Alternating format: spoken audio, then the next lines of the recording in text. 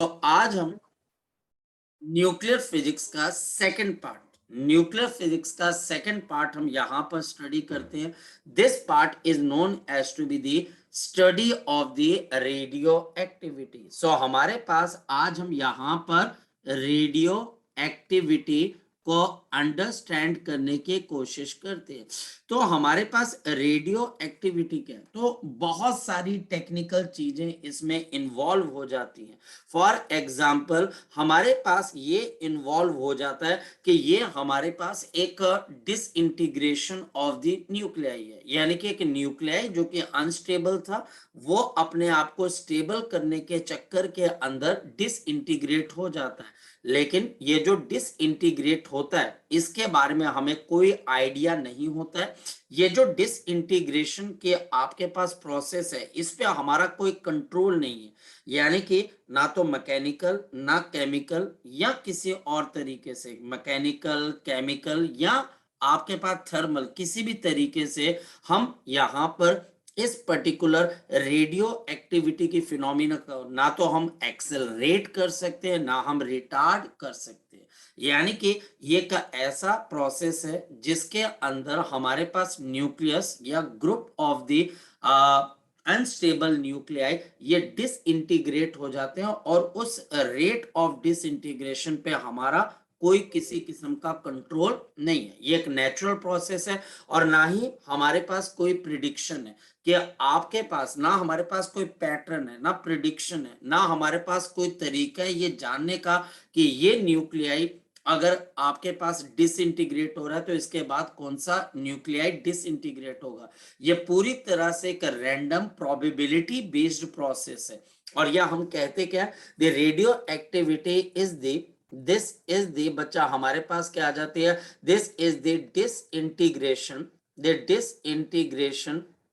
of the disintegration of the unstable nuclei into the stable nuclei. Unstable nuclei into the stable nuclei. Unstable nuclei into the stable nuclei. तो यह हमारे पास एक जो unstable nuclei है वो हमारे पास stable nuclei के अंदर अपने आप को कन्वर्ट कर देता है, डिसइंटीग्रेट हो जाता है और इस प्रोसेस को हम रेडियो एक्टिविटी के साथ जाकर जोड़ देते हैं हमारे पास। Number one. नंबर टू, ये हमारे पास पूरी तरह से एक रैंडम आपके पास डिके प्रोसेस है। This is a random decay process. ये एक रैंडम डिके प्रोसेस है। We cannot predict the pattern of decay. हम यहाँ पर पैटर्न ऑफ डिके को आप प्रिडिक्ट बिल्कुल भी नहीं कर सकते हैं और कई जगहों के ऊपर इसको रेडियो एक्टिव डिके भी बोल देते हैं। तभी करके हमारे पास यहाँ पर कई किताब वाले इसको रेडियो एक्टिव डिके के नाम से भी जानते हैं। नेक्स्ट वन हमारे पास क्या आ जाता है, दिस डिसइंटीग्रेशन प्रोसेस। ये जो हमारे पास डिसइंटीग्रेशन का प्रोसेस है, ये जो हमारे पास डिसइंटीग्रेशन का प्रोसेस है कैनॉट बी एक्सेलरेटेड।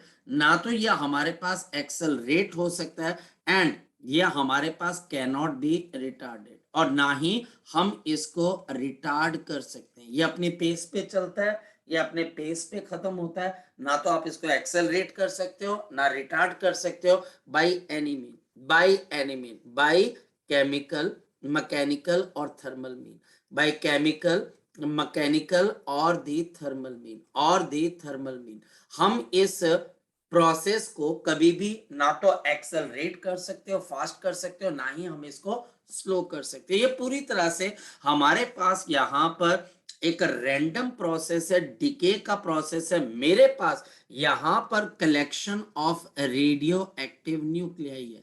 ये मेरे पास collection of radioactive nuclei है। ये बहुत सारे रेडियो एक्टिव न्यूक्लियाई है जो डिके होने के लिए तैयार हैं। ये डिके होने के लिए तैयार है, बट इनमें से कोई भी डिके हो सकता है।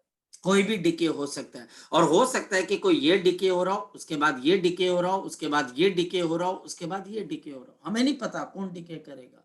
हम यहां पर बोलते हैं कि यहां पर इनके डिके होने की इक्वल प्रोबेबिलिटी है। हमारे पास इसके आपके पास डिसइंटीग्रेट होने के, डिके होने की इक्वल प्रोबेबिलिटी है। क्या आपके पास कोई बच रहा है या कोई डिके हो रहा है, तो हमारे पास इक्वल प्रोबेबिलिटी। हम जज ही नहीं कर पाते हैं कि अगर ये न्यूक्लियाइड डिसइंटीग्रेट हो रहा है, डिके हो रहा है, तो इसके बाद नंबर किसका आएगा, हमें नहीं पता, कोई भी हो सकता है, और इसमें हम कोई पैटर्न पहचान नहीं सकते। हमारे पास रेडियो एक्टिविटी के लिए एक लॉ बनता है which is called the Rutherford Soddy law. So we have the Rutherford Soddy law for the radioactive disintegration.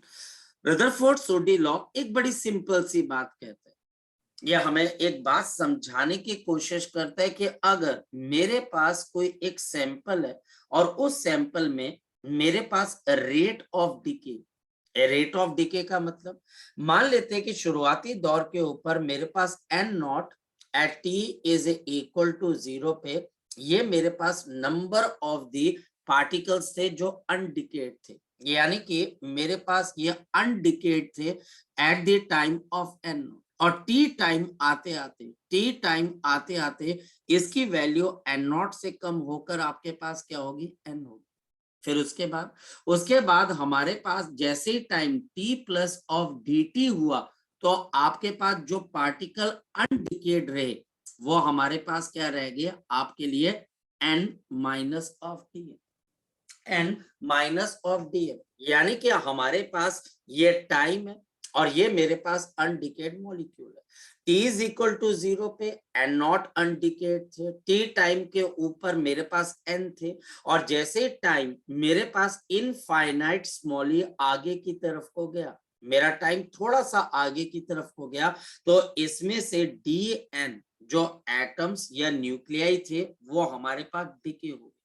और रदरफोर्ड लॉ ये बोलता है the rate of the decay, the rate of the decay जो हमारे पास यहाँ पर rate of decay is proportional to, this is proportional to, ये हमारे पास प्रोपोर्शनल हो जाता है, this is proportional to the number of the number of undecayed nuclei, the number of the undecayed nuclei, they survived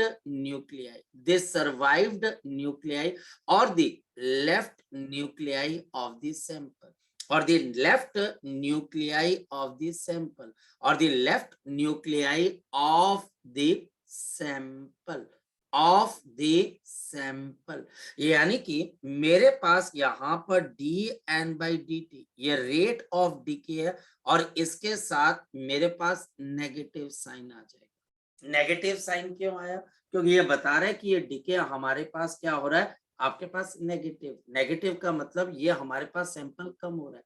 now this is proportional to N, N मेरे पास क्या है, जो अनडिकेड न्यूक्लियाई है, और वी कैन राइट डाउन, या फिर हम यहां पर क्या लिख सकते हैं, we can write down D N by D T is equal to minus of lambda into N, where lambda is the decay constant, जहां पर लैम्डा मेरे पास क्या बन जाता है, आपका डिके कांस्टेंट बन जाता है। इसकी यूनिट्स किसके बराबर हो जाएंगी, इसकी यूनिट टाइम इनवर्स के बराबर है, यानी कि सेकंड इनवर्स के बराबर है। तो ये मेरे पास सबसे पहली चीज आपके पास आ जाती है। इसका ग्राफ हमारे पास कैसा बनेगा, इसका ग्राफ हमारे पास कैसा बनेगा, इसका ग्राफ हमारे पास बनेगा dn by dt, the rate of decay, it is versus the number of survived nuclei, वो न्यूक्लियाई जो सर्वाइव कर चुके हैं, यानी कि जिनके अंदर कोई असर नहीं पड़ा, जो अभी भी अनडिकेड है।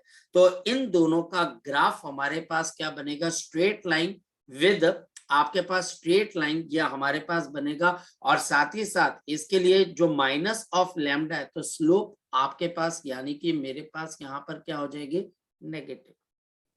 तो इसकी स्लोप हमारे पास यहाँ पर नेगेटिव dn बाई dt, और ये बच्चा हमारे पास ग्राफ कुछ इस तरीके से, क्योंकि हमारे पास यहाँ पर ये minus of lambda by N है, तो हमारे पास यहाँ पर ग्राफ कुछ इस तरीके से आपके पास बन जाएगा।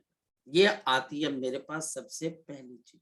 नंबर दूसरी चीज, मेरे पास अगर मैं इस पर्टिकुलर सिचुएशन, इस पर्टिकुलर इक्वेशन को अगर मैं यहाँ पर dn/dt को अपने आप बच्चे थोड़ा सा चेंज करने की कोशिश करूं तो मेरे पास आ जाएगा माइनस ऑफ लैम्डा एन और यहाँ पर मेरे पास dt, या फिर मेरे पास minus of lambda into dt is equal to dn upon n.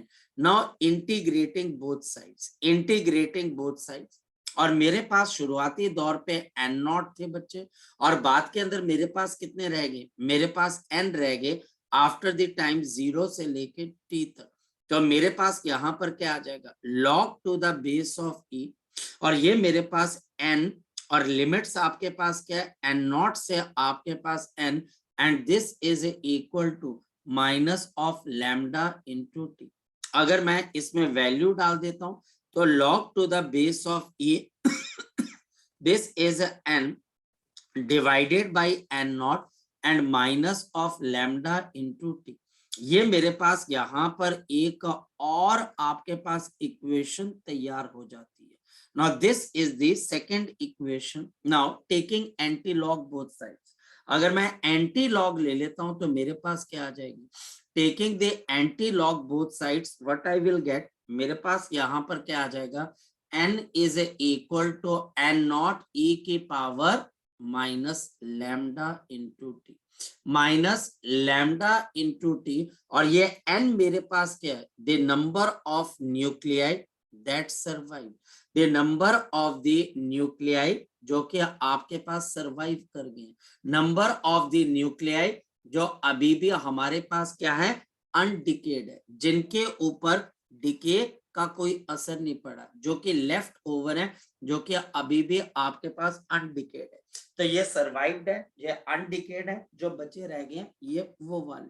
तो इसका मतलब जो हमारे पास यहाँ पर डिके हो गए उनका नंबर कैसे आएगा, the number of the particle which has decayed, उसका नंबर आपके पास कैसे आएगा, n not minus of n, और उसके लिए मेरे पास यहाँ पर क्या चीज आ जाएगी, n not minus of n naught e की power minus lambda into T. So this is n not into 1 minus e की पावर माइनस लैम्डा टी। तो मेरे पास यहाँ पर दो फॉर्मूले आ गए, द नंबर ऑफ पार्टिकल जो कि अभी भी आपके पास अनडिकेड है आफ्टर द टाइम टी, ये मेरे पास अनडिकेड पार्टिकल्स हैं जो कि टी टाइम के बाद भी सरवाइव कर रहे हैं, और नीचे वाले हमारे पास डिकेड पार्टिकल है जो कि टी टाइम के बाद आपके पास बचे नहीं रहे, और ये आपके पास डिसइंटीग्रेट करके ये हमारे पास डिके कर। अब इसका ग्राफ हमारे लिए बहुत इंपॉर्टेंट है, अब इसका ग्राफ हमारे पास बहुत इंपॉर्टेंट है, और पहले लेवल के ऊपर टीचर ग्राफ से अंडरस्टैंड करता है क्या हमारे लिए क्या क्या इंफॉर्मेशन गिवन है। मेरे पास यहाँ पर n naught number of particles से at the time t is equal to 0, और मेरे पास कुछ पार्टिकल्स हैं जो कि अनडिकेड रहे, ऐसे पार्टिकल्स का नंबर धीरे धीरे धीरे धीरे आपके पास क्या होता जाएगा, कम होता जाएगा, और जो पार्टिकल डिके हो रहे हैं उनका नंबर आपके पास क्या होता जाएगा, दैट विल इवेंचुअली इंक्रीज। तो हमारे पास ये ग्राफ बन रहा है ऑफ द डिकेड पार्टिकल्स का, और नीचे वाला ग्राफ हमारे पास किसका बन रहा है, अनडिकेड पार्टिकल्स का, जिनका नंबर अभी भी हमारे पास बचा हुआ है। So on the Y axis मेरे पास क्या आ गए, नंबर ऑफ द पार्टिकल्स, और यहाँ पर मेरे पास क्या आ जाएगा, टी टाइम। तो पहले जो क्वेश्चन है, पहले लेवल के जो क्वेश्चन है वो हमारे लिए कोई बहुत बड़ी चीज नहीं, वो बड़ी सिंपल सी चीज है। टीचर मुझे बहुत सिंपल से तरीके से क्वेश्चन पूछेगा और मुझे उसका जवाब देना आना चाहिए। फॉर एग्जाम्पल टीचर मुझे यहाँ पर यह पूछ सकता है कि आप ये बताएं कि 1/3 ऑफ सैंपल कब बचा रह गया, तो हम उसका जवाब दे सकते हैं। मुझे यहाँ पर e की पावर के बारे में पता होना चाहिए, मुझे लैम्डा के बारे में पता होना चाहिए, मुझे t के बारे में पता होना चाहिए, तो मैं बाकी सारी चीजें तो निकाल सकता हूँ। जी लोकेश बोलो बेटा। सर मेरे को रदरफोर्ड सोडी लॉ से समझ नहीं आया। बता बच्चे कि आपका ये जो लॉ है ये आई थिंक सो आपकी केमिस्ट्री का +1 का पार्ट भी है। यस और नो, यस और नो, यस सर। है ना। तो ये एक तरीके से हमारे पास लोकेश ये तो एक एक्सपेरिमेंटल लॉ है। अगर कोई पर्सन ये बोल देता है कि मेरे पास मैंने अपनी गाड़ी के टायर के अंदर हवा भरनी है और गाड़ी के टायर के अंदर हवा भरने के बाद टायर फट जाता है और मेरे को कोई पर्सन बोलता है ये टायर फट क्यों रहा है, मुझे समझ में क्यों नहीं आ रहा, तो आप उसको समझाओगे कि कैपेबिलिटी है हमारे पास इसमें हवा भरने की। और आप जजमेंट लगाओ, आप बार बार देखो कि जो हवा भरने वाला कारीगर है वो किस टाइम के ऊपर हवा भरना बंद कर देता है, या तो उसके पास कोई मशीन है या उसको आइडिया है। तो ऐसे रदरफोर्ड और सोडी ने एक लॉ बनाया और ये लॉ आपके पास उनके एक्सपेरिमेंट के ऊपर था। इसमें अब जो एक्सपेरिमेंटल लॉ होते हैं उनके लिए दो चीजें, या तो बने हुए एक्सपेरिमेंट के ऊपर यकीन करिए या फिर खुद एक्सपेरिमेंट करके इस बात की जजमेंट करिए लोकेश क्या हमने जो लॉ बनाया है जो देखा है वो बिल्कुल सच है, जो बिल्कुल सच है। For example you can challenge, आप चैलेंज कर सकते हो कि इलेक्ट्रॉन का मास कितना है। आप चैलेंज कर सकते हो, आप बोलोगे मेरे को क्या पता कि ये इलेक्ट्रॉन का मास इतना ही है या इससे कम है या इससे ज्यादा, मुझे क्या पता, मेरे सामने तो मेजर नहीं किया। तो उस केस में आपको टीचर बोलेगा ओके हम एक्सपेरिमेंट अरेंज करते हैं, उस एक्सपेरिमेंट को हम कंडक्ट करके आपकी इस शंका को, इस प्रॉब्लम को हम दूर कर सकते हैं। वो एक्सपेरिमेंट करके बताएगा, आपको यकीन हो जाएगा। रदरफोर्ड ने बोला कि हमारे पास जो अनस्टेबल न्यूक्लियाई है वो डिके होते हैं और वो डिके होते हैं और अब मेरे पास एक सैंपल के अंदर आपके पास बहुत सारे अनस्टेबल न्यूक्लियाई होते हैं। करीबन अगर आप एक मोल लेते हो तो इसमें कितने मॉलिक्यूल्स होते हैं, तो आप बोलते हो 6.023 इंटू 10⁻23 मॉलिक्यूल्स या एटम्स। और अगर आप एक मोल लेते हो किसी भी मटेरियल का, गैस का, रेडियो एक्टिव मटेरियल का, तो उसमें 10⁻23 एटम्स है। अब इन एटम्स का जब आपने सैंपल लिया सबके सब अनस्टेबल, और सबके सब क्या होना चाहते हैं, स्टेबल होना चाहते हैं, तो सभी डिसइंटीग्रेट करेंगे। लेकिन ये डिसइंटीग्रेट कैसे करेंगे, तो आप बोलोगे कोई भी डिसइंटीग्रेट हो सकता है, कोई आपका इस पे कंट्रोल नहीं है, ना तो आप डिसइंटीग्रेशन की रेट बढ़ा सकते हो ना कम कर सकते हो। इतना तो कंफर्म है कि इस सैंपल में से किसी भी टी टाइम पर कुछ मॉलिक्यूल्स डिसइंटीग्रेट डिके हो रहे होंगे, पर ऐसे कौन होंगे हमें आइडिया नहीं, पर हो रहे होंगे, कोई ना कोई हो रहे होंगे। फॉर एग्जाम्पल इस वक्त हिंदुस्तान के अंदर जितने भी लोगों ने बल्ब जलाए हुए हैं लोकेश, क्या उनमें से कुछ बल्ब इस वक्त फ्यूज हो रहे होंगे बच्चे, यस और नो जवाब दो। Yes sir. फ्यूज हो रहे, क्या आप पता कर सकते हो कौन से शहर के फ्यूज हो रहे होंगे या किन घरों के फ्यूज हो रहे होंगे या कुछ और हो रहा होगा, क्या आप पता कर सकते हो। आप बोलोगे सर मैं पता नहीं कर सकता, ये मुझे नहीं पता है, ये तो रैंडम है, ये तो हमारे पास रैंडम है, कोई भी बल्ब फ्यूज हो सकता है, कोई भी बल्ब आपके पास बच सकता है। मेरे घर पे फ्यूज नहीं हो रहा पर किसी के तो घर पे हो रहा होगा। तो मेरे सामने 10 एटम्स है, उन 10 में से 6 आपके पास डिसइंटीग्रेट हो सकते हैं, 4 बच सकते हैं। धीरे धीरे वो सैंपल जब डिके होने लगता है तो वो एटम्स या न्यूक्लियाई बचने लग जाते हैं जो जिनके ऊपर कोई असर नहीं होता, जो अनडिकेड है। तो रदरफोर्ड और सोडी ने ये बात बोली लोकेश, क्या हमारे पास किसी भी टी टाइम के ऊपर जो डिसइंटीग्रेशन की रेट है -dn/dt, क्योंकि वो डिसइंटीग्रेट हो रहा है, that is proportional to the number of the nuclei जो सरवाइव कर रहे हैं। लॉजिकली देखो ये बात बिल्कुल सही है। अगर आपके पास बहुत सारा ऐसा सैंपल है जो कि अभी भी डिके नहीं हो रहा है तो आपका रेट ऑफ डिके फास्ट होगा, और अगर आपके पास सैंपल बहुत कम है तो वहां पर रेट ऑफ डिके उनको लगा कि वो धीरे हो जाएगा। यानी कि ये डिके का प्रोसेस किसी सेट टाइम फ्रेम के ऊपर नहीं, ये काफी लंबे टाइम तक चलता है, काफी लंबे टाइम तक चलता है और धीरे धीरे करके बच्चा हमारे पास ये प्रोसेस कंप्लीट होता है। शुरुआती दौर के ऊपर सैंपल के अंदर बहुत सारे मॉलिक्यूल्स होते हैं जो कि अनडिकेड होते हैं, तो आपका रेट ऑफ डिके फास्ट होता है। और जैसे जैसे वो डिके का प्रोसेस हमारे पास बहुत सारे मॉलिक्यूल्स को डिके करवा देता है, तो रेट ऑफ डिके क्या हो जाता है, स्लो हो जाता है। बड़ी सिंपल सी बात है, जिसको रदरफोर्ड और सोडी ने आपके पास क्या बोला, minus D N by D T is equal to lambda upon n, or we can write down dn upon dt is equal to minus of lambda by n। बस इतनी सी तो चीज बोली उन्होंने, इसके अंदर कोई बहुत मुश्किल चीज नहीं है। और हाँ, ये चीज आपकी केमिस्ट्री के अंदर भी आती है, तो यहाँ से आपको अपनी केमिस्ट्री के अंदर भी थोड़ी बहुत हेल्प मिल जाएगी, ठीक है। कोई बहुत मुश्किल चीज नहीं है, उसको इंटीग्रेट किया, उसके ऊपर मैथमेटिक्स लगाई, इंटीग्रेशन की, तो पता लग गया कि जो नंबर ऑफ अनडिकेड आपके पास यहाँ पर मॉलिक्यूल्स, एटम्स या पार्टिकल्स है जो कि अनडिकेड है, जो सरवाइव कर रहे हैं, वो हमारे पास ओरिजिनल एन नॉट ई की power minus lambda into T. इसको हम कौन सा डिके बोलते हैं, इसको हम कौन सा डिके बोलते हैं, this is known as to be the exponential decay. इसको हम कौन सा डिके बोल देते हैं, एक्सपोनेंशियल डिके। और जो हमारे पास, sorry not exponential, this is exponential function, मेरे मुंह से गलती से, एक्सपोनेंशियल।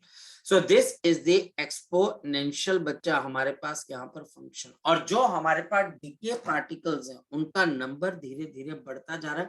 हालांकि ये कभी भी बच्चा आपके पास एन नॉट को टच नहीं करेगा, ये भी बात ध्यान रखना है, ये एन नॉट को कभी भी ग्राफ टच नहीं करेगा। सो जो सर्वाइव्ड है उनको इस तरीके से रिप्रेजेंट किया जाता है, और जो हमारे पास डिके हो रहे हैं उनको किससे रिप्रेजेंट किया जाता है, एन नॉट वन माइनस ई के पावर माइनस लैम्डा टी से। बड़ी सिंपल सी बात है, क्लियर होगी बात, आया ना, क्लियर होगी बात, यस सर। बड़ी सिंपल सी चीज है। नेक्स्ट वन हमारे पास यहाँ पर अगर देखा जाए तो मेरे पास यहाँ पर आपके लिए इंपॉर्टेंट लैम्डा है, आपके लिए इंपॉर्टेंट एन है, और आपके लिए इंपॉर्टेंट यहाँ पर एन नॉट भी है आपके पास है। ये सारी चीजें मिलके किसी भी सैंपल की स्टडी के लिए हेल्पफुल होते हैं कि डिके कांस्टेंट क्या है, डिके कांस्टेंट कितना है, डिके कांस्टेंट की वैल्यू क्या है। और इसी वजह से सबसे पहले तो हमको इस डिके कांस्टेंट को समझना है कि भैया ये है क्या चीज, जरा चेक करते। तो हमारे पास यहाँ पर मेरे पास n is equal to N naught e की power minus lambda into T, और we can write down e की power lambda t is equal to मेरे पास यहाँ पर एन नॉट अपॉन मेरे पास यहाँ पर n आ जाता है। ठीक, धीरे धीरे देखते चलना।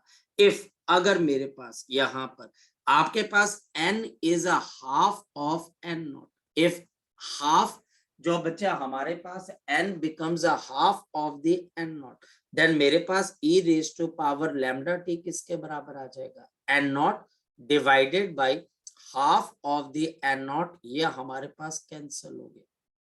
इसका मतलब है कि हमारे पास half of the sample is decayed, half of the sample is decayed, half of the sample is decayed। मेरे पास आधा सैंपल जो है वो आपके पास डिके हो चुका है। और इसको आगे देखते हैं तो e raise to power lambda t is equal to 2। अगर मैं दोनों तरफ का लॉग ले लेता हूं तो lambda into T is equal to log to the base of e of 2। तो log to the base of e of 2 कितना होता है, 0.693। तो अब ये जो टाइम है ये मेरे पास आ जाएगा 0.693 अपॉन मेरे पास लैम्डा, और इस टाइम का अब हम स्पेशल नाम दे देते हैं which is known as to be the half life. ये हमारे पास यहाँ पर हाफ लाइफ है, तो ये जो टाइम है ये मेरे पास हाफ लाइफ है। देयरफॉर अगर मैं आपको बोलूं कि लैम्डा को आप कैसे डिफाइन कर सकते हैं, तो आप बोलोगे 0.693 डिवाइडेड बाई टी हाफ। तो ये हमारे पास डिके कांस्टेंट की क्या आ जाती है, एक वैल्यू। सो डिके कांस्टेंट हमेशा कैसे दिया जाता है, 0.693 और divided by T raise to power half, divided by T और हाफ और मतलब हाफ लाइफ टाइम, ये सारी चीजें हम एक बार केमिस्ट्री के अंदर पढ़ चुके होते हैं कि भैया हाफ लाइफ क्या चीज है। एक वो टाइम इंटरवल जिसमें किसी भी सैंपल का आपके पास हाफ या तो खत्म हो चुका है ऐसे बोल दो, या फिर half of the sample survive कर गया, तो इसको हम हाफ लाइफ बोल देते हैं। तो इसका मतलब अब अगर टीचर कभी भी आपको बोले कि what is the half life, तो आप बोलोगे the time interval in which half of the sample is left, in which a half of the sample is left, half of the sample is left, half of the sample is left, आपका आधा sample left रह जाता है बच्चे और बाकी सब decay हो जाता है। तो पहला क्वेश्चन अब मेरे पास यहाँ पर निकल कर आता है। अब पहले न्यूमेरिकल मेरे पास यहाँ पर निकल कर आते हैं और हमारे पास यहाँ पर अब एक टिप है, एक ट्रिक है जिससे आपको क्वेश्चन सॉल्व करने में हेल्प हो जाएगी। क्या ये ट्रिक है हमारे पास ट्रिक है the number of the survived nuclei, the number of the survived nuclei, जो न्यूक्लियाई हमारे पास यहाँ पर सर्वाइव करने, number of the survived nuclei and divided by मेरे पास यहाँ पर n naught, half raise to power n। अब ये n क्या है, n is the number of the half lives, this is the number of the half life। ये बच्चा हमारे पास नंबर ऑफ क्या आ जाती है, हाफ लाइफ। और n को अब आप कैसे देख सकते हो, this is the time given divided by half life, divided by half life, divided by half life. तो मेरे पास जितना न्यूक्लियाई लेफ्ट रह गया that is given by total जो given था और half raised to power number of half life। For example मेरे पास यहाँ पर एक सैंपल प्रॉब्लम हम कर लेते हैं और यहाँ पर हमारे पास एक सैंपल प्रॉब्लम हम देखते हैं। ये सैंपल प्रॉब्लम हमको क्या बोलती है, क्वेश्चन हमारे पास क्वेश्चन ये है, इफ दी अगर हमारे पास half life of a radioactive material, of the radioactive material is 4 days। ये बच्चा हमारे पास 4 दिन का आपके पास इसका हाफ लाइफ है।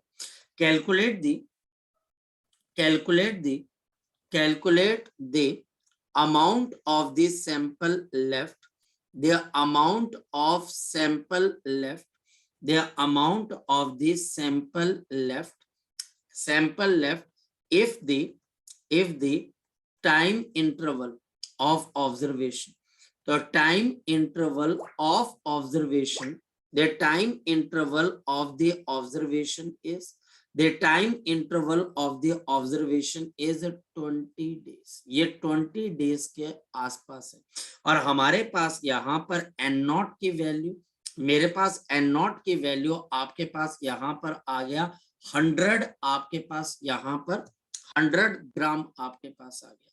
सो n नॉट हमारे पास यहाँ पर किसके बराबर आ गया, 100 ग्राम के बराबर। कैसे करोगे, तो जरा देखते हैं बच्चा हमारे पास कि हम इसको कैसे करेंगे। तो सॉल्यूशन हमारे पास यहाँ पर क्या आ जाएगा, n is equal to 100 into half raise to power, time interval 20 days का है और मेरे पास हाफ लाइफ कितने की है आपके पास यहाँ पर 4 डेज की।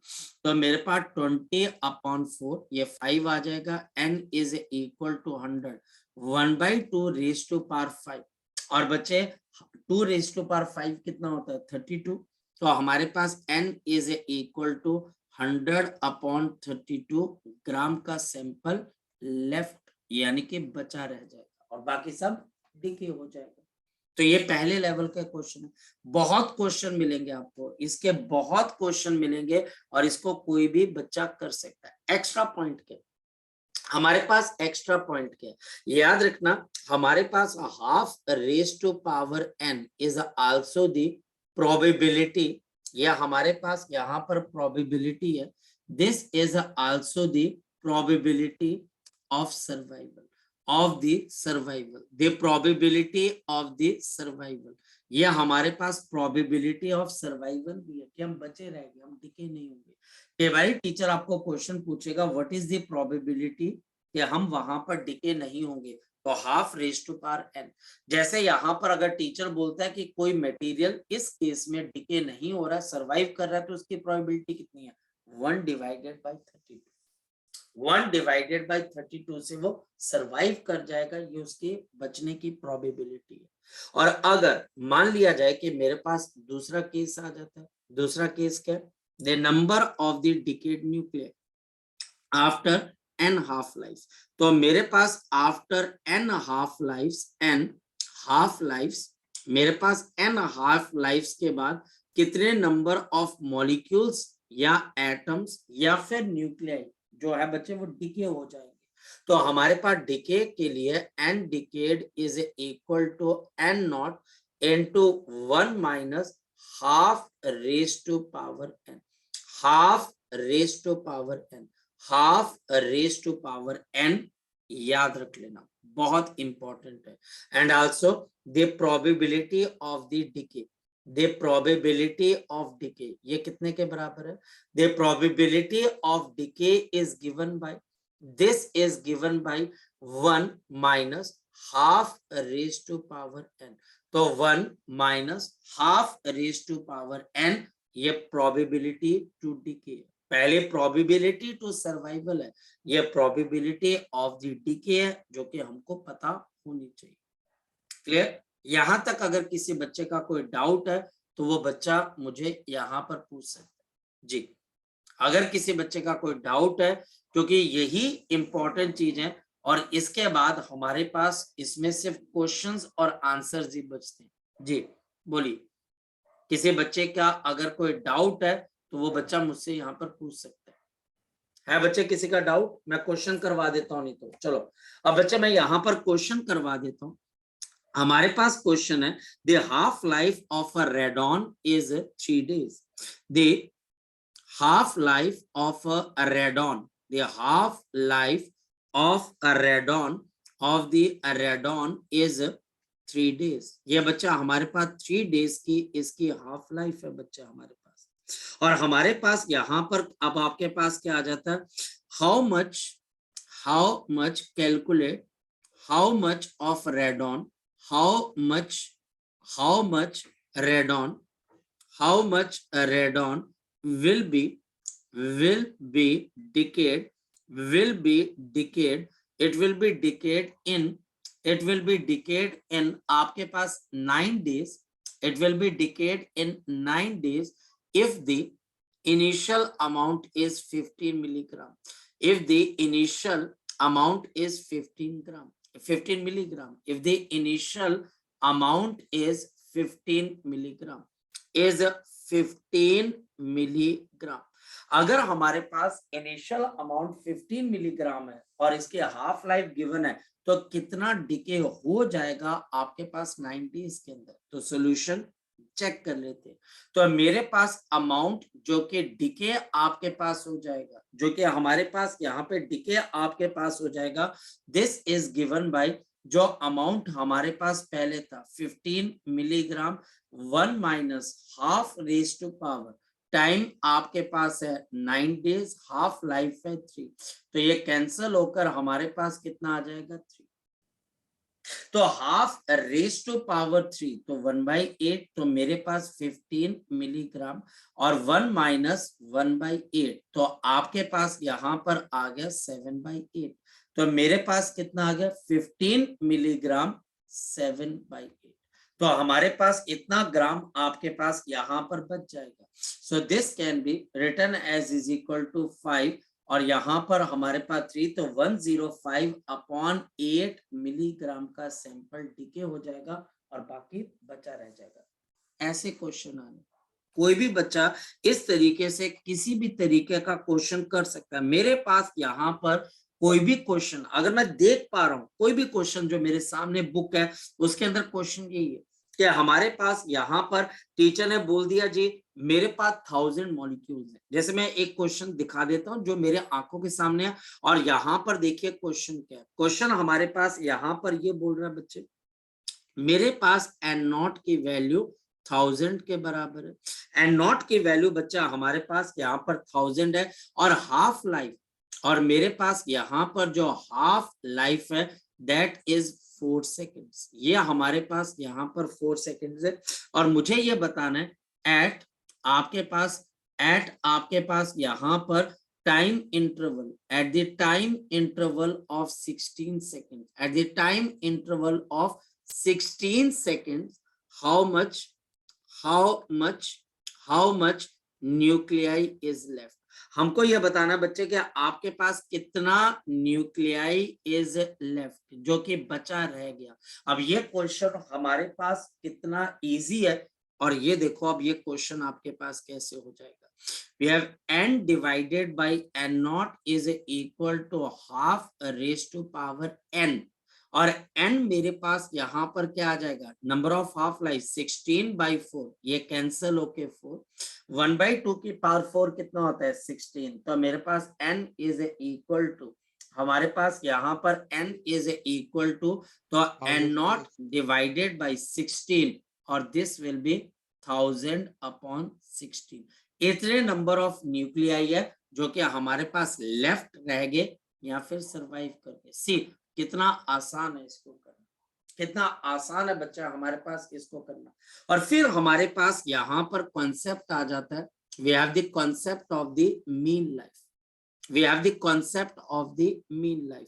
अब मीन लाइफ हमारे पास क्या डिफाइन किया जा सकता है, the average life of a nuclear, the average life of the nuclear, के एक न्यूक्लियर के एवरेज लाइफ आपके पास किस तरीके से आप डिफाइन कर सकते हो। तो मेरे पास यहाँ पर क्या है कि अगर हम देखते हैं तो dt टाइम के अंदर dn मॉलिक्यूल्स क्या कर जाते हैं, अपने आप को डिके कर जाते हैं, ऐसे ही तो देखा। तो मतलब dt टाइम के अंदर dn जो आपके पास न्यूक्लियर थे वो अपने आप को खत्म कर जाते हैं। तो हम ये मान सकते हैं कि मेरे पास इस टाइम इंटरवल के अंदर सिर्फ dn जो मॉलिक्यूल्स हैं वो सरवाइव कर पाए, वो न्यूक्लियर सरवाइव कर पाए, और खत्म, टाइम खत्म होते होते बच्चे उनकी लाइफ भी आपके पास क्या होगी, खत्म हो जाएगी। तो मेरे पास यहाँ पर जो सरवाइव करते हैं वो आपके पास क्या होते हैं, एन नॉट e की पावर माइनस लैम्डा t। अगर मैं इसको डिफरेंशिएट कर देता हूं तो dn किसके बराबर आ जाएगा, तो ये मेरे पास आ जाएगा माइनस ऑफ लैम्डा इनटू मेरे पास एन नॉट ई की power minus lambda into T into ये मेरे पास क्या आ जाता है डी टी। यही तो बनी बात। ये डीएन मॉलिक्यूल हमारे पास इस पर्टिकुलर डीटी इंटरवल के अंदर अपने आप को सरवाइव कर रहे हैं, और ऐसा कहां तक हो रहा है, ये हमारे पास इन्फिनिटी तक आपके पास हो रहा है, ऐसा इन्फिनिटी तक हमारे पास हो रहा है। तो हमारे पास जो मीन लाइफ है इसकी डेरिवेशन हमारे सिलेबस में नहीं है, तो हमारे पास इसकी मीन लाइफ आप कैसे डिफाइन कर देते हो, इंटीग्रेशन 0 से लेके इन्फिनिटी। अब नेगेटिव साइन इग्नोर कर देते हैं, तो मेरे पास यहाँ पर लैम्डा एन नॉट ई की power minus lambda T into D T, और नीचे number of molecules N naught के बराबर है, ये कैंसिल हो जाता है। और फिर इसकी इंटीग्रेशन करने के लिए जो हमारे सिलेबस में नहीं है हम करेंगे भी नहीं, पर जो बच्चे थोड़ा सा इंटरेस्ट लेते हैं उनको इंटीग्रेशन का एक कॉन्सेप्ट पता होगा, आईलेट पता है बच्चे, जिसका मतलब होता है हमारे सर एक पास टी का इंटीग्रेशन ऑफ कंपोनेंट और नहीं आएगा logarithm, algebraic, trigonometric and exponential sir. Function. बोलो। सर एक टी का कंपोनेंट और नहीं आएगा। आपके पास लैम्डा पर क्यों आएगा टी का कंपोनेंट का के, बोलो। आप खुद सर नहीं देखिए तो ना, फिर तो मैथ्स आईलेट है ना। लगाने की जरूरत क्या है। क्या बेटा, सर नहीं तो फिर आईलेट लगाने की क्या जरूरत है। क्योंकि हमारे पास यहाँ पर आपके पास यहाँ पर एक टी का कंपोनेंट जी बिल्कुल सही कह रहे हो, आपके पास एक टी का कंपोनेंट आने की भी जरूरत है आपके पास, सही कह रहे हो, बिल्कुल सही कह रहे हो। यहाँ पर एक टी का कंपोनेंट भी आएगा, नहीं तो जरूरत नहीं है, सही बोला बच्चे। बिल्कुल सही बोल रहे हो आप। लैम्डा इंटू टी ई की power minus lambda T into T, ठीक बोल रहे हो, बिल्कुल ठीक बोल रहे हो, 0 से लेके इंफिनिटी, ठीक बोल रहे हो। तो अगर बच्चा हमारे पास यहाँ पर 0 से लेके इंफिनिटी, और बिल्कुल सही बोला इस लड़के ने, एक टी का कॉम्पोनेंट भी हमारे पास आएगा, और अगर मैं इसको इंटीग्रेट कर देता हूं तो मेरे पास जो मीन लाइफ आपके पास आती है वो किसके 1 बराबर by आ lambda। जाती है? 1/लैम्डा। सही कहा बच्चा आपने, बिल्कुल सही कहा। तो ये हमारे पास 1/लैम्डा, इसके ऊपर कोई क्वेश्चन नहीं आएगा। रीजन बच्चा हमारे पास बहुत जेनरिक सा रिजल्ट है, बहुत अजीब सा रिजल्ट है, इसमें टीचर क्या पूछ लेगा यार? एक बनी बनाई चीज है, जैसे कोई टीचर आपके पास अगर बोला जाए तो 1/4πε0 की वैल्यू पे क्या क्वेश्चन पूछ लेगा? कोई नया क्वेश्चन बन नहीं सकता। हाँ, इसमें एक चीज हमारे पास आ जाती है, एक्टिविटी। एक चीज बच्चा हमारे पास एक्टिविटी है, हालांकि वो भी आप नई चीज नहीं बोल सकते।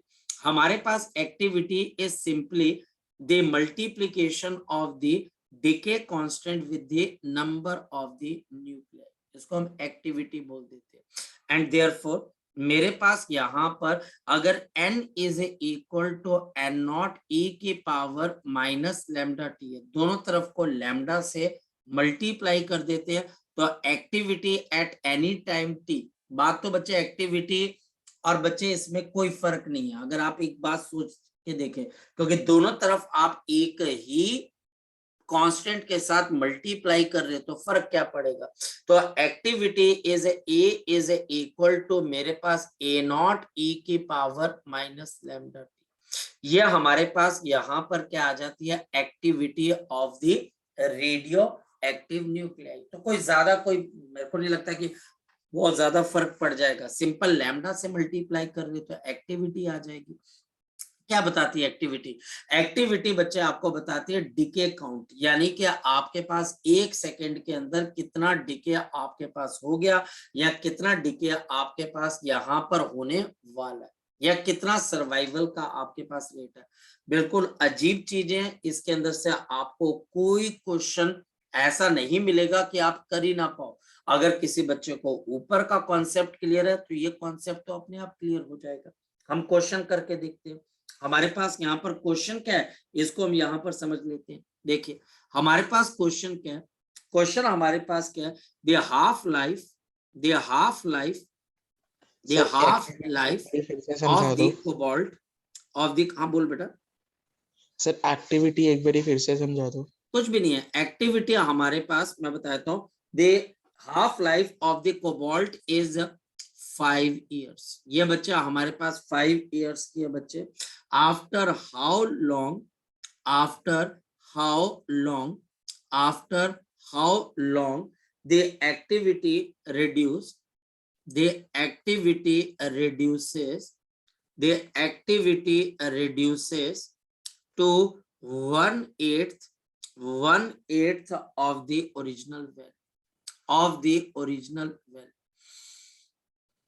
Of the original value. यानी कि ओरिजिनल वैल्यू का हमारे पास यहाँ पर ये 1/8 था, आपके पास कितना रह जाएगा? देख हमारे पास क्या चीज है कि मेरे पास कहीं पर भी जब रेडियो एक्टिविटी होता है तो कुछ मॉलिक्यूल्स होते हैं जो हमारे पास सरवाइव कर जाते हैं, और कुछ मॉलिक्यूल्स हैं जो डिके हो जाते हैं।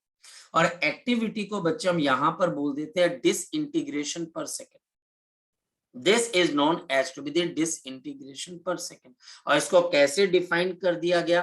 उन्होंने बोला कि आपके पास activity is defined as the multiplication of decay constant with the number of the molecules, with the number of the molecules that is surviving.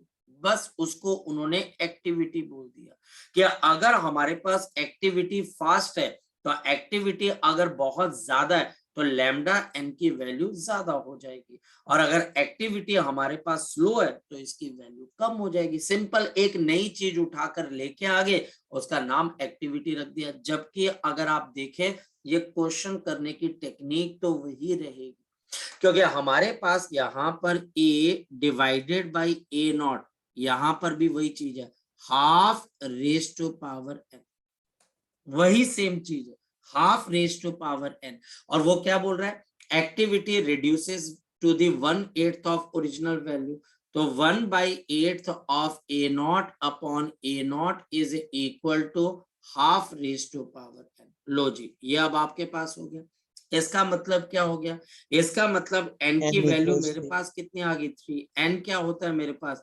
Time given और नीचे मेरे पास क्या होती है? Half life is equal to 3। Half life कितनी के बराबर है? 5 ईयर। तो बताओ इतनी एक्टिविटी कितने टाइम के अंदर रह जाएगी? So T half 15 years। Multiplied by 3, तो 5 into 3 तो कितने सालों में हो जाएगी? 15 ईयर्स। 15 years। कुछ भी नहीं है, मतलब कि सिंपल चीजों को खींच दिया गया, रबड़ की तरह खींच दिया गया, जबकि इसमें कुछ है ही नहीं। इसको रबड़ की तरह खींच दिया गया कि एक्टिविटी भी बच्चा याद करे। अब बच्चा एक्टिविटी के अंदर सिंपल क्या याद करे? Lambda into N, lambda into N, lambda into N. बाकी किसी फॉर्मूले में कोई चेंज है? कोई चेंज नहीं। आप कोई भी मेरा क्वेश्चन उठा के लेके आओ, मैं तुम्हें दोनों क्वेश्चन सेम रेट के ऊपर करवा दूंगा। मुश्किल से मुश्किल क्या होगा? टीचर प्रोबेबिलिटी पूछ लेगा कि बताओ प्रोबेबिलिटी कितनी है। वो भी सर क्या मुश्किल है? सिर्फ नाम चेंज करने से बच्चा थोड़ा घबरा जाता है। अच्छा यार प्रोबेबिलिटी आ गई इसमें, ये तो हमने कभी पढ़ी नहीं। प्रोबेबिलिटी भी half raise to power n है फॉर सर्वाइवल, और 1 minus half raise to power n है फॉर दी डीके। बाकी ग्राफ है जिससे बच्चे हम क्वेश्चन को कर सकते हैं। नेक्स्ट वन बच्चा हमारे पास देखते हैं। सर हमारे पास देखो क्वेश्चन क्या, सर क्वेश्चन करके देखते हैं।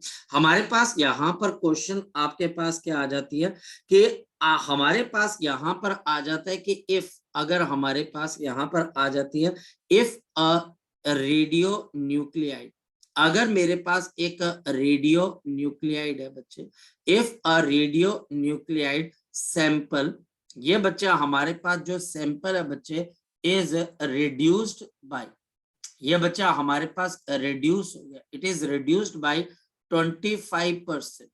ये 25% से रिड्यूस हो गया बच्चा हमारे पास इन 1 आवर। ये 1 घंटे के अंदर बच्चा हमारे पास 25% से क्या हो गया? आपके पास रिड्यूस हो गया। 25% से क्या हो गया? रिड्यूस हो गया, यानी कि 75% गायब हो गया और 25% हमारे पास से गायब हो गया, रिड्यूस बाय। और बच्चा हमारे पास बाकी 75% बच गया हमारे पास। Calculate the half life, calculate the half life of the sample। मुझे सैंपल की आपको क्या बतानी है बच्चे? हाफ लाइफ बतानी। क्या हो जाएगी बताओ, कैसे बताओ? तो मेरे पास एक लैम्डा रेडियो निकाल न्यूक्लियेट लेंगे। सैंपल है जो कि रिड्यूस हो रहा है बाय 25%। तो मेरे पास बाय 25% का मतलब है बच्चे कि हमारे पास 75% बचा रह गया। तो मेरे पास n आपके पास किसके बराबर है? 3/4 ऑफ n नॉट। लग गया पता बच्चे आपको? लग गया पता 3/4 कैसे रह गया? क्योंकि रिड्यूसेस बाय है, रिड्यूसेस बाय 25% चला गया और बचा कितना रह गया? 75%। और मुझे ये 1 आवर क्या है? Time interval given. तो मेरे पास यहाँ पर अब आपके पास क्या आ जाएगा? n upon n naught is equal to half raise to power, ऊपर मेरे पास 1 आवर आ जाएगा और नीचे मेरे पास यहाँ पर क्या आ जाएगी बच्चे? हाफ लाइफ आ जाएगी। तो अब बताओ इसको आगे कैसे करें? तो मेरे पास यहाँ पर आपके लिए कितना आ जाएगा? 3/4 is equal to half raise to power 1 hour upon मेरे पास कितना आ जाएगा? T half.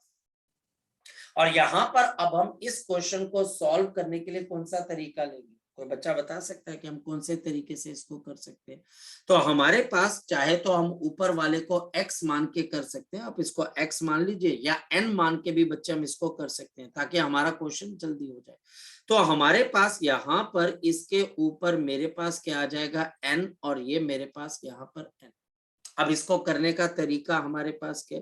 तो मेरे पास आ जाएगा 2 raise to power n is equal to आपके पास कितना आ जाएगा? 4/3। ये हमारे पास यहाँ पर कितना आ जाएगा? 4/3। अच्छा, इस क्वेश्चन को अगर मैं लॉग लेके करता हूं तो मेरे पास लॉग के अंदर इसकी वैल्यू कैसे आएगी? फंस सकते हैं हम इसके अंदर, फंस सकते हैं बच्चे हम इसके अंदर से, क्योंकि लॉग अगर निकालने जाएंगे पहले तो अगर लैम्डा निकाल लेंगे तो इजी नहीं रहेगा। मैं वही करने वाला हूँ, मैं बोला कि इसमें फंस जाएंगे। हम ये वाला करके देखते हैं, n is equal to n naught e की पावर माइनस लैम्डा टी, ये हमारे पास है। लेकिन प्रॉब्लम यहाँ पर हमारे पास ये भी है कि लैम्डा टी है, चलो वो तो निकाली जा सकती है, वो तो लॉग के ऊपर आ जाती है, वो तो कोई दिक्कत वाली बात नहीं है। तो हमारे पास n किसके बराबर है, 3/4 of n naught is equal to n naught e की power minus lambda into T, ये हमारे पास कैंसल, तो e की power lambda T is equal to, मेरे पास कितना आ गया 4/3। अगर हम लॉग ले लेते हैं तो मेरे पास lambda into T is equal to log to the base of E of कितना आ जाएगा 4/3, और मेरे पास यहाँ पर लैम्डा 0 यानी कि log to the base of E 0.693, इसके लिए कैलकुलेटर की यूज होगी बच्चे, या हमको थोड़ी सी लंबी कैलकुलेशन करनी पड़ेगी। 0.693 into half life multiplied by 1 hour, इसको भी सेकंड्स में लेके जाना पड़ेगा, log to the base of E of 4/3, ये करना पड़ेगा भैया, थोड़ा सा हमको इसके ऊपर काम करना पड़ेगा। और सर मेरे पास लॉग टी हाफ, हाँ क्या क्या, लॉग की वैल्यू लॉग की 0.28 वैल्यूज है। देखनी पड़ेंगी भाई, लॉग की वैल्यूज 0.28 किसके आगे बच्चे, इसके पूरे की, लॉग 4.4/3 की, पक्का श्योर है? तो कैलकुलेटर से किया है। अच्छा कोई बात नहीं, फिर तो ऑल है, तूने तो बढ़िया कर दिया लड़के, शाबाश, फिर तो बताता जा मुझे नीचे कितना है, 0 पॉइंट कितना है सर जल्दी ये जल्दी बोल, सर बताया था 0.28517। तो थोड़ी बहुत कर लिया, 0.28 आपके पास, यहाँ पर 57 है, 285 कर ले, चल इसको डिवाइड करके बता दे बच्चे कितने के आसपास आ रहा है ये, सर एक मिनट, इसको सेकेंड्स में निकाल लेंगे, आवर्स वगैरह तो छोड़ देते हम इसके अंदर से।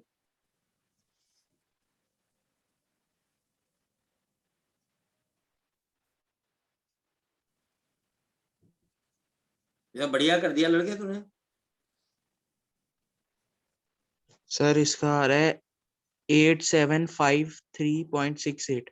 चलो 8 कितना बचे, 8 7 5 5 3.68। 3.6, चलो बच्चे इतने सेकंड्स का हमारे पास इसका क्या आ जाएगा, हाफ लाइफ आ जाएगा। तो हमारे पास यहाँ पर देखो, अब आपके पास सबसे पहले तो ये बात समझने लायक है काकी, ये बात आपको अंडरस्टैंड होनी चाहिए, और वो ये हमारे पास अब जो क्वेश्चंस हमारे पास फ्रेम हो रहे हैं वो नो डाउट मॉडर्न फिजिक्स से फ्रेम हो रही है, पर वो क्वेश्चन बहुत ज्यादा डिफिकल्ट फ्रेम ना होके बहुत नॉर्मल से आपके पास फ्रेम हो रहे हैं, जैसे हाफ लाइफ पे पूछ लिया या प्रॉपर्टी पे पूछ लिया। तो इस वजह से इन पर्टिकुलर चैप्टर्स के अंदर हमको बहुत सिंपल सिंपल क्वेश्चंस पे पहले क्या होनी चाहिए, आपका कंट्रोल होना चाहिए, आप उन क्वेश्चंस को कर पाओ, हाफ लाइफ के क्वेश्चंस कर पाओ। जैसे कल जो मैंने आपको यहाँ पर बताया था बच्चे कि हमारे पास कभी भी जो Q value of the reaction है, जो नए क्वेश्चन है आप उनको ट्राई करिए बच्चे हमारे पास, और क्वेश्चन बहुत बहुत बच्चा हमारे पास सिंपल आपके पास हो जाते हैं। कुछ और चीजें भी हैं, मैं और क्वेश्चन भी बता देता हूं आपको। जैसे हमारे पास यहाँ पर क्वेश्चन क्या आ जाता है, एक रेडियो एक्टिव डिके, हमारे पास यहाँ पर क्या आ जाता है, a radio active decay by two different process, by the two different process, मेरे पास यहाँ पर दो डिफरेंट प्रोसेस से आपके पास हो रहा है T1 and T2 the half life, यहाँ पर इन दोनों की हमारे पास क्या आ जाती है, हाफ लाइफ आपके पास आ जाती है। when both decay, जब दोनों के दोनों डिके टेक प्लेस साइमल्टेनियसली, यानी कि यह हमारे पास साइमल्टेनियसली आपके पास क्या हो जाते हैं, आपके पास डिके आपके पास हो जाते हैं। What is the effective half life, what is the effective half life, what is the effective half life, मुझे बताना है कि यहाँ पर इफेक्टिव हाफ लाइफ आपके पास किसके बराबर होगी। तो देखते हैं हमारे पास एक हार्मोनिक सैंपल, मीन आ जाएगा। बोल बोल बोल बच्चे बोल, हार्मोनिक मीन आ जाएगा। हार्मोनिक मीन आ जाएगा पक्का, और अगर 3 होती तो तब भी हार्मोनिक मीन, सर 2 का आइडिया है। अरे 2 का ही आता है, 3 का कभी नहीं आता है, सही कहा तूने। तो ये T1 है और ये हमारे पास यहाँ पर T2 है और हमारे पास यहाँ पर 0.693 और T आपके पास half effective is equal to 0.693 और ये T1 और ये हमारे पास हाफ है प्लस ऑफ 0.693 और ये हमारे पास T आपके पास 2 और ये भी आपके पास हाफ है, तो ये कैंसिल हो जाएगा और इस वजह से हमारे पास ये रिजल्ट आपके लिए कुछ इस तरीके से आ जाएगा। तो हमारे पास यहाँ पर इस तरीके से अगर क्वेश्चन आ जाता है, मुश्किल से मुश्किल क्वेश्चन बच्चे, अब मैं जो देख पा रहा हूँ बच्चे हमारे पास यही है कि एक देखो क्वेश्चन क्या बोल रहा है, a radioactive decays to 1/16 of its initial activity in 40 days. 1/16 आ गया, 40 डेज से बच्चा आपके पास टोटल टाइम आ गया, the half life of the radioactive nuclei. मतलब कि अपसर्ड क्वेश्चन, बिल्कुल आसान क्वेश्चन, कोई भी बच्चा इस क्वेश्चन को यहाँ पर हैंडल कर सकता है, कोई बहुत मुश्किल नहीं चीज नहीं है। अब देखो क्वेश्चन क्या बोल रहा है, the activity of radioactive nuclei is 1.6 और हाफ लाइफ है 2.5, द एक्टिविटी आफ्टर 10 डेज। देखो जी क्वेश्चन आपके पास क्या, मेरे पास एक्टिविटी जो है वो 1.6 है बच्चा हमारे पास और इसकी हाफ लाइफ आपके पास कितने के बराबर है, 2.5। मुझे बताना है कि टाइम इंटरवल 10 डेज के बाद इसकी एक्टिविटी क्या रह जाएगी। तो a upon a naught is equal to half raise to power, half raise to power आपके पास क्या आ जाएगा 10 n, डिवाइडेड बाय और 2.5 n आपके पास कितने के बराबर है, तो दिस इज 10 डिवाइडेड बाय 2.5, तो ये 4 हो जाएगा। So a is equal to 1.6 multiplied by 1 divided by कितनी आ जाएगी बच्चे हमारे पास 1 डिवाइडेड बाय 60। तो ये 0.1 हमारे पास यहाँ पर 10 नीचे आ जाएगा, ये कैंसिल होके कितनी आ जाएगी 0.1। तो बच्चे ये हमारे पास 0.1, मतलब कि ये क्वेश्चन करने लायक है नहीं सर, ये क्वेश्चन बिल्कुल करने लायक नहीं है। तो इस वजह से ये हमारे पास छोटे मोटे रेडियो एक्टिविटी के क्वेश्चन थे जो बहुत सिंपल होते हैं, ठीक है। चलिए सो आज के लिए हम इसको इतना यहीं पे कर देते हैं। जी आयुष बोल बेटा, बोल आयुष। सर मैंने आपसे कुछ ना पूछना था। हाँ बोल बोल बोल। सर जो हमारा फिजिक्स का मतलब सिलेबस दिया है पंजाब बोर्ड का, तो उसमें ना ऑप्टिक्स में से उन्होंने 12 मार्क्स का पेपर दिया है कि आएगा। तो मुझे ना इसमें से थोड़ा सा आपसे जानना था कि मतलब क्या क्या प्रोबेबिलिटी जो आ सकता है। उसके लिए आप मतलब मुझे कॉल कर लेना बेटा। कॉल मतलब कब करूं? आप कल सुबह कर लीजिएगा कॉल बच्चे मुझे, ठीक है। ठीक है सर, क्योंकि मैं मोस्ट मैं प्रॉब्लम। मैं कॉल कर दूंगा तुझे, कोई बात नहीं, ठीक है। ठीक है सर। चल ओके बच्चे, bye bye, take care, bye bye bye bye बच्चे, बाय।